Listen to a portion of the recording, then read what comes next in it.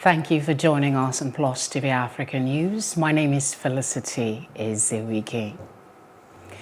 Nigeria's President Muhammadu Buhari will be visiting China on Friday to participate in the 7th summit of the Forum on China-Africa Cooperation (FOCAC), scheduled to hold from the 3rd to the 4th of September 2018 in Beijing. The president's first engagement in the country will be an interactive session with the Nigerian community in China at the Nigerian embassy. In a statement by his spokesman, Femi Adesina, the president will deliver his remarks as the current chair of ECOWAS at a high-level dialogue between Chinese and African leaders, business representatives, and African entrepreneurs. The Nigerian president is scheduled to join President Jinping and other African leaders for the opening and roundtable session of the 2018 FOCAC Beijing Summit under the theme "Towards an Even Stronger China-Africa Community with a Shared Future." The Not Too Young to Run movement on Thursday disowned affiliation with President of the Senate, Dr. Bukola Saraki's declaration for the presidency in 2019 election. In a statement signed by one of the conveners of the group, Mr. Samson Itodo, it said that it was displeased with the use of its platform by Senator Saraki to declare his ambition without prior consultation. The group said that as part of efforts to promote youth candidacy and democratic primaries, it had commenced a series of public town hall meetings with the leadership of political parties and young aspirants. According to it, this is to address the challenges faced by young aspirants in securing party tickets. Senate President Bukola Saraki has replied to the Not Too Young to Run group over a statement it issued yesterday, disassociating itself from the Saraki's 2019 presidential declaration at an event it organized in Abuja on Thursday. Yusuf Olaniyonu, media aide to the president of the Senate, said, and I quote, "Our attention has been drawn to a statement issued by the Not Too Young to Run movement on Dr. Saraki's announcement of his presidential ambition at the event organized by the group in Abuja on Thursday. We wish to clarify that the group had no prior knowledge of the declaration and therefore had nothing to do with it." End of quote. The Not Too Young to Run movement on Thursday had disowned affiliation with President of the Senate, Dr. Bukola Saraki's declaration for the presidency in the 2019 election. Still in politics, Nyesom Wike of Rivers State has called on presidential aspirants contesting on the platform of the People's Democratic Party, PDP, to forge a common front to remove the All Progressive Congress APC-led federal government from power. He also urged the aspirants to support whoever emerges as the PDP presidential candidate after the party's primary, stating that power comes from God. He said, and I quote, "What we are saying is that all of us must put our heads together to remove this government that does not mean well for Nigerians." He went on to say that power comes from God. If God says it is you, there is nothing any man can do about it. Man can only struggle. End of quote. He spoke on Thursday at the Government House, Port Harcourt, during a condolence visit by PDP presidential aspirant and former governor of Sokoto State, Alhaji Atahiru Bafarawa, over the death of Honorable Emmanuel Aguna, the Attorney General of Rivers State. Aggrieved PDP members in Lagos State have urged a Lagos High Court sitting in Igboshere to nullify the party's congresses conducted last year. The 9 aggrieved members say the congresses does not conform to the party's constitution. They are asking the court to declare that Mashood Salvador, the national vice chairman of the party, and other members of its executive are not validly elected at any congress and that they cannot parade or present themselves as members of the party's executive committee in Lagos State. The Nigerian National Assembly Joint Committee on the Independent National Electoral Commission (INEC) has reduced the earlier approved budget for the commission by over 200 million naira. The committee had on Monday adopted a budget of 143 billion naira for the elections, as against the initial demand of 189 billion naira by INEC. It, however, directed the Electoral Commission to present another budget for the approved 143 billion naira. By Tuesday, the chairman of the committee, Suleiman Nazif, and other members disclosed that INEC had submitted a new budget for the 143 billion naira. They also set up a 6-member subcommittee to review INEC's new budget. At its final meeting on Thursday, Mr. Nazif disclosed that the committee has reduced the amount by over 200 million naira. The lawmakers also recommended that the funds be sourced from the other service-wide votes under the Special Intervention Program to avoid deflating the 2018 budget. As the Nigeria's electoral voter registration comes to a close Friday after a 2-week extension, many Nigerians are still unable to get registered, while INEC officials refuse to comment on the situation. With just one day to the end of the continuous voter registration exercise by the Independent National Electoral Commission, INEC, it is expected that most Nigerians of voting age would have taken advantage of the 2 weeks extension to get registered. Plus TV Africa visited the Victoria Island Junior School, one of the designated voter registration points, where it was observed that despite the extension period, many unregistered voters turned out in a desperate move to get captured in the INEC voters database, some of whom had been at the center several times without luck, but for others, it was a last-minute rush. Don't mean that, all right, tomorrow is the last day and then I have to get this sorted. And that's why I'm here. Ordinarily, the last days are never the best. Getting the PVC as a Nigerian, I don't know what they've done to me in my own life. You understand? So it's not more important to me. So why I'm here like this is just for me to get it finally. Because I know when it's rush time, that is where you see Nigerians coming out. A lady who spoke to Plus TV Africa off camera said she lost her job after many days of not reporting to work because she was trying to get registered. Others shared their experiences. The INEC officials are not there to really, they're not friendly. They speak to people rudely. Like now, I've been in this place for almost 3 times. I will be here around, I'll be here around, let's say, 3 a.m. early in the morning, just because I want to put down my name. Although INEC officials on ground declined to comment on the issue, it is evident that the 2 weeks extension by INEC has proved insufficient, as people who already lost hope either sat around the polling unit looking downcast or just went home. If getting registered is this tough for able-bodied people, the plight of people living with disabilities can only be imagined. Few hours to the end of INEC voter registration, it is hoped that INEC staff, in the spirit of patriotism and for love of country, redouble their efforts to ensure that more Nigerians are captured in INEC database and that the process is fair and rancor-free to avoid disenfranchising Nigerians. It will certainly be interesting to see if INEC will extend voters' registration. Away from that, tragedy struck the Zamfara State chapter of the ruling party, All Progressive Congress APC, on Friday, August 31, as the party lost 3 council chairmen in Makkah, Saudi Arabia. The victims include Jafaru Gaidan Sambo of Kaura Namoda local government area, Mudi Malamawa of Shinkafi local government, and Abdullahi Shugaba Ruwan Dora of Maru local government area. The trio died in a bus crash 120 kilometers from Medina while traveling from the holy city to Medina. Commissioner in charge of health matters, the National Hajj Commission of Nigeria, Dr. Ibrahim Kana, revealed that the Saudi authorities called to inform the Nigerian handlers of the pilgrims of the accident. The deceased have been moved to the King Fahd Hospital, Medina, while the survivors are currently taking treatment at a hospital near the scene of the accident on the outskirts of Medina. The recent incident brings the number of pilgrims' deaths in the Holy Land to 10 this year. We'll take a quick break. Stay tuned for more news when we return.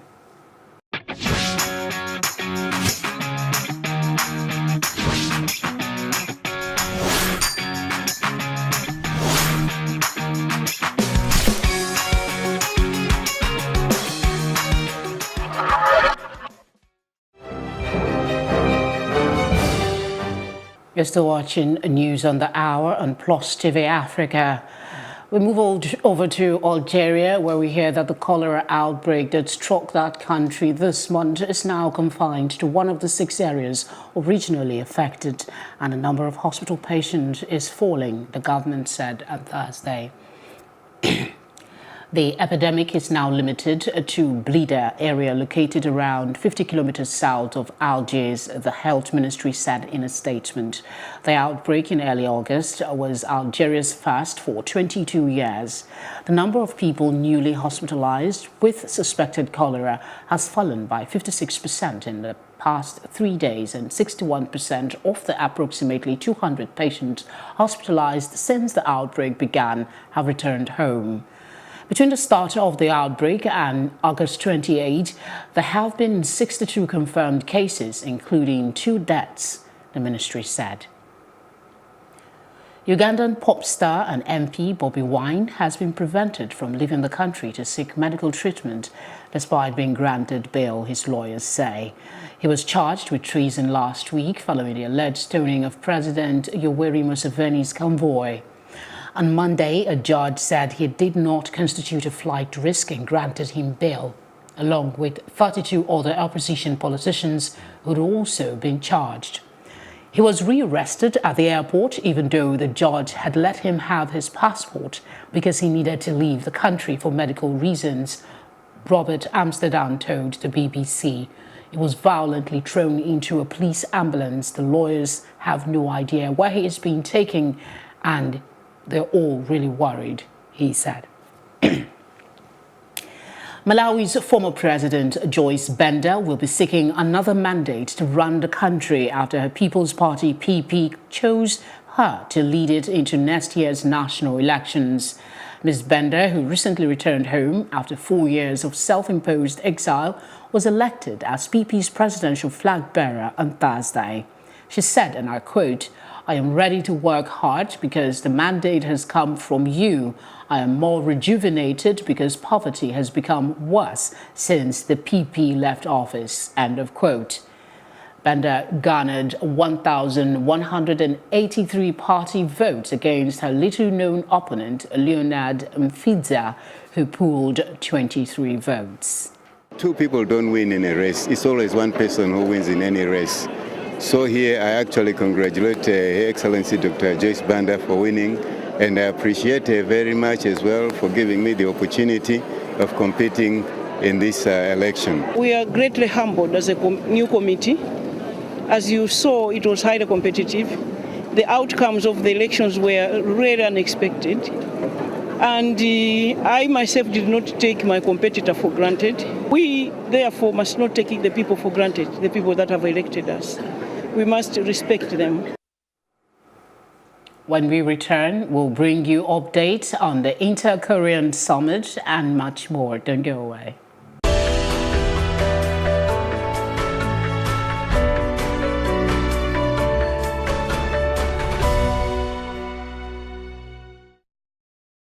Australia's former Prime Minister Malcolm Turnbull on Friday resigned from Parliament, a source familiar with the matter said, stripping the government of its wanted parliamentary majority. Mr. Turnbull last week said he would resign from Parliament after he was ousted from office in a bitter party room contest which ushered in the country's 6th leader in the last decade. Until a by-election can be contested, Australia's new Prime Minister, Scott Morrison, is left relying on the support of independent lawmakers to pass legislation inhibiting the government's agenda just 8 months out from an election. Besides no longer having a majority in the lower house of Parliament, the government does not control the upper house Senate. South Korea said Friday it will send a special envoy to North Korea on September 5 to discuss details of next month's Inter-Korean Summit. The envoy, who is not identified, will discuss such topics as a concrete schedule for the summit, ways to improve inter-Korean relations, denuclearization of the Korean Peninsula, and the 2 Koreas' goal of reaching a peace settlement. Presidential office spokesman Kim Il-kwon told reporters The two sides agreed in high-level talks on August 13 to hold next summit between South Korean President Moon Jae-in and North Korean leader Kim Jong-un sometime in September in Pyongyang. It will be the third between the two leaders who previously met April 27 and May 25 in the truce village of Panmunjom, located in the demilitarized zone that divides the two Koreas. Former Vice President Joe Biden on Thursday eulogized late Senator John McCain as an American giant whose belief in the soul of the country helped give citizens their confidence and optimism. He led heartfelt tribute to the warrior and one-time Republican presidential nominee at the Phoenix Memorial shortly before McCain's remains were to be flown to Washington. Mr. Biden's poignant words came a day after more than 15,000 people, many waiting in 100-degree summer heat, paid tribute to McCain at the Arizona state capitol. I always thought of John as a brother. We had a hell of a lot of family fights. John believed so deeply and so passionately in the soul of America that he made it easier for them to have confidence and faith in America. Up next is our business report with Edidiong Ewang.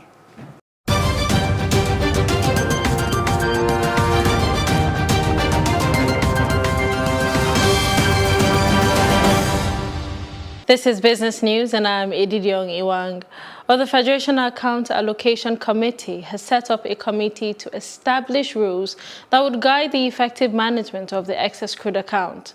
The committee, under the chairmanship of the Delta State Commissioner of Finance, David Edevbi, has up to 1 month to submit his report. Meanwhile, the Minister of Finance, Kemi Adeosun, confirmed the development while briefing journalists shortly after the August meeting of FAC members. She also said the committee was set up to carry out a comprehensive review of the reporting template of the Nigerian National Petroleum Corporation that would submit its draft report to the committee next month. Now, in relation to U.S.-China trade war, crude prices have dropped with fears that the war would intensify. But U.S. sanctions against Iran's oil exports and falling Venezuelan output has prevented bigger falls. International Brent crude oil futures were at $77.64 per barrel. That's down 13 cents from their last close. U.S. West Texas Intermediate crude futures remained unchanged at $70.25 a barrel. However, analysts caution that trade disputes could start to drag on economic growth and, by extension, fuel demand.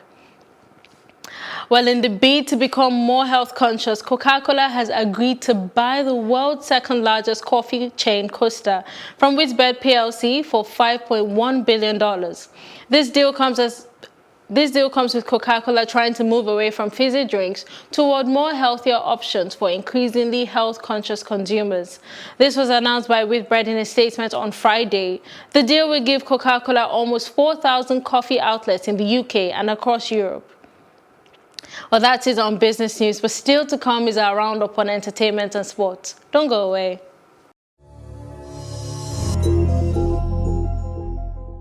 And in entertainment, Arsenal football star Pierre-Emerick Aubameyang has struck a pose with Starboy V T-shirt endorsing Wizkid's clothing brand. It will be recalled that Wizkid has just set up a pop-up shop in London where his latest Starboy designs are up for grabs. Apparently, Wizkid had sent the T-shirt to the Arsenal star as he captioned in his post thanking Wizkid. Vice President of Namibia, Nangolo Mbumba, officially opened the Olufuku Festival at the Utapi in the Omusarati region in the presence of founding President Sam Nujoma, who is its patron. He said this grand cultural festival is aimed at showcasing, informing, celebrating and educating the nation about the Olufuku rite of passage and other norms and practices of the Ambalantu people. He continued by saying the last Olufuku was was held over 80 years ago before its reintroduction by the Omusati Regional Council in conjunction with the Utapi Town Council and traditional authorities. The Utapi Town Council is hosting Olufuku for the 7th consecutive year, and the festival started on Friday and will end on the 4th of September. French actor Gerard Depardieu has been accused of sexual assault and rape by a 22-year-old actress. The actress filed a complaint on Monday, and according to French news sources, the unnamed actress is accusing Depardieu of having assaulted and raped her at his home on 2 occasions on the 6th and 13th of August. A preliminary investigation has been launched, and Depardieu's lawyer, Hervé Temime, said that his client strongly denies the allegations. Depardieu is the second major French film industry figure to be accused of sexual assault, following prominent French director Luc Besson, who is still being investigated for allegedly raping Dutch-Belgian actress Sand van Rooij. And that's it on entertainment. The best in sports right after this.